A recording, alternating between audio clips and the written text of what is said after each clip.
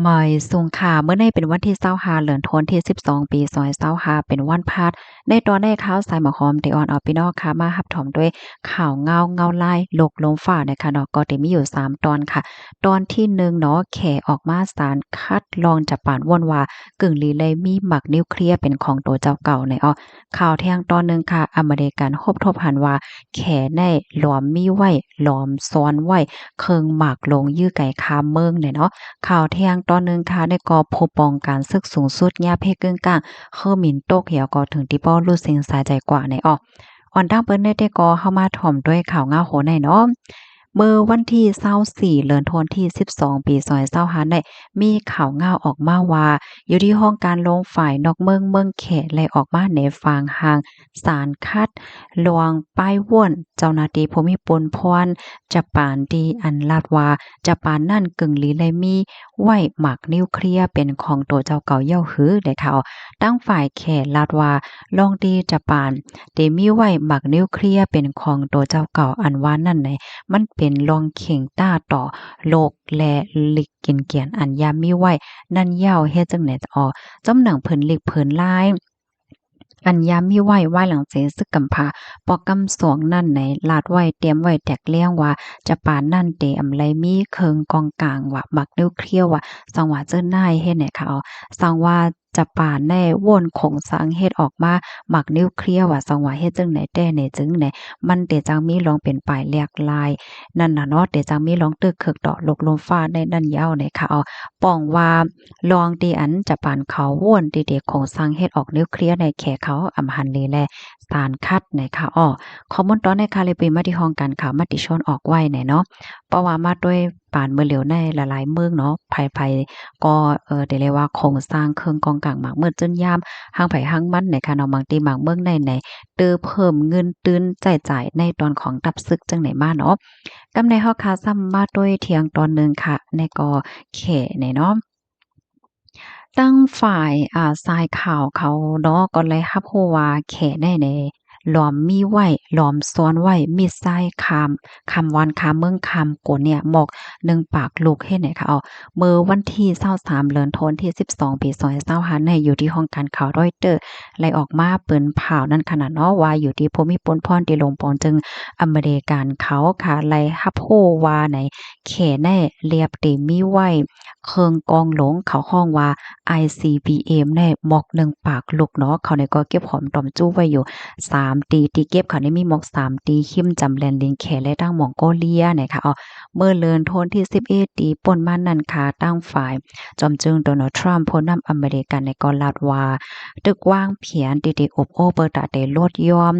ลองเฮ็ดสร้างนิวเคลียร์ว่าสังว่าจังได๋ตั้งแขและตั้งราชาเฮ็ดจังได๋นั่นขนาดเนาะก็เอกว่าตั้งฝ่ายภูมิพลพรเขาก็ลาดว่า เพราะว่ามาด้วยจึงไหนอำหันว่าตั้งฝ่ายแขกเขาได้มีลวงตรงหนึ่งแลใส่ใจเกี่ยวกับเลยลองในกาหือเฮ็ดจังเนี้ยเกี่ยวกับเลยลองว่าลดย่อมลองเฮ็ดสร้างลองโครงสร้างเคิงกองกลางหมักมือจึนย่ำว่าสังว่าเจิ้นนายเฮ็ดไหนค่ะเขาย่ำสืบมาในตั้งฝ่ายแขกเขาเนี่ยก็เลยมาตอบเถียงกำเหลียวในค่ะเนาะเกี่ยวกับเลยลองอันมีข่าวเงาออกมาว่าแขนั่นมีลองซ้อนไว้เคิงหมักลงว่าสังว่าเจิ้นนายเฮ็ดเนี่ยเนาะ เขาก็ลาดว่าเหมือนหางว่าเฮ็ดให้ก้นตั้งนำตั้งหลายในหันพิษเหนือแขก้วยปยก็แต่เลยว่าจังหาไว้เมามางแหวก็กล่าวแน่เฮ็ดจังไหนเหมือนตั้งใจตั้งข้อใครๆในหลกลมฟ้าหลงในเข้าใจผิดเหนือแขเฮ็ดจังนั้นก้วยเฮ็ดไหนคะเฮียก็อยู่ที่อันเป็นพ้องต่างแขอันมีว่าอยู่ที่เว้งลงวอชิงตันดีซีในก็ลาดนั่นน่ะเนาะว่าแขใน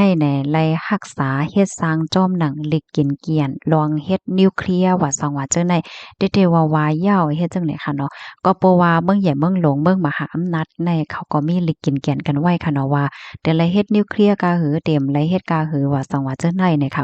ตั้งฝ่ายแขได้ก็เขาลาดว่าเขาตึกกำเฮ็ดจอมหนังเหล็กกินเกียนที่อันมีไว้ดีกันว่าสังว่าจังนั้นเฮ็ดแนวเนาะ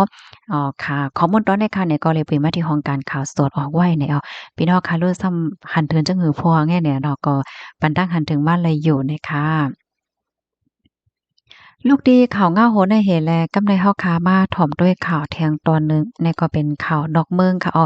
ผู้ปองการศึกสูงสุดหนองยาเพกกึ่งกลางเคอหมินตกเหี่ยวก็รู้สึกสายใจที่เมืองตุรกีเนี่ยค่ะเมื่อวันที่24เดือนธันวาคมที่12ปี2025เนี่ยมีข่าวง่าวออกมาว่าจอมซึกหลวงโมฮัมเหม็ดอาลีอาเหม็ดอันฮัดดัดเนาะเรียกว่าเป็นผู้ปองการศึกสูงสุดของลิเบียรู้สึกสายใจกว่าเหย้าไหว้หลังเสเคอหมินที่อันเขาขี่ค่ะเนาะคมป้าเทียงก้นแทงสีก็นั่นตกกว่าที่ในเมืองตุรกีเมื่อพ่วงกลางค่ำวันอังคารวันที่23ตีป่นมานั่นนะคะเคอหมินลำในไหนออกข้าวตั้งกว่าที่เว้งหลงตรีโปลีของลิเบียเนี่ยค่ะเหี่ยวก็ได้เรียกว่าเป็นเพศกึ่งกลางเมื่อพ่องมินอยู่เนอกลางหาวเฮ็ดจังได๋ค่ะนะเมื่อเตมันได้ก็ไล่รับโคอันสายงายเงาไล่ว่าคือมินอันได้เงาไล่ป้นหลีเหี่ยวเหี่ยวก็ลงกึดย้อนลงกึดคึกคักเฮ็ดจังได๋นั้นค่ะน่ะข่าวยามสืบมาเนี่ยก็อันเป็นสายเนียงเลียงค่ะเนาะอันไทยเขาว่าสัญญาณในอันตาเตติดต่อกับสืบหากันนั่นก็มันไล่เหย้าในมันขาดหายกว่าเหย้าเฮ็ดจังได๋นั้นน่ะเพราะว่าข่าวยามสืบมาเนี่ยก็ครบทบหันว่าคือมินลำในเนี่ยตกไว้อยู่ที่หิมหมู่วานอันมีชื่อว่าเคสิกาวักในพื้นที่ไฮมานาตั้งปอดเจ๋งจ้านวันตกของเว้งอังการาเนี่ยค่ะอยู่ที่ภูมิปนพรเขาในก็เตแต่เงินหาลองตั้งไล่โหย่อยย่ำเพกกึ่งกลางปอกกำในเทียงเฮ็ดจังไหนค่ะ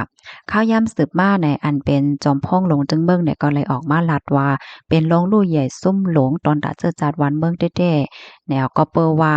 ผู้ป้องกันศึกสูงสุดก้อนในเนี่ยเขาเนี่ยก็มีหลวงคัดจ่ายเฮ็ดสร้างพรปางพรหลีปันตอนตาเจอจาดวันเมืองเด้ๆว่าเฮ็ดจังไหนค่ะข้าวตั้งปอกกำได้ก็